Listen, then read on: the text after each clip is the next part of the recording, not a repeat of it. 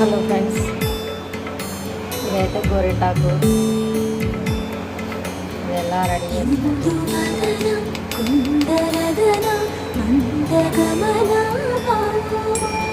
ఈ మా చెట్టుదే గోరింటాకు. మా పిల్లలైతే బయట తీసుకొచ్చారు, అంటే మా చెట్టుదే.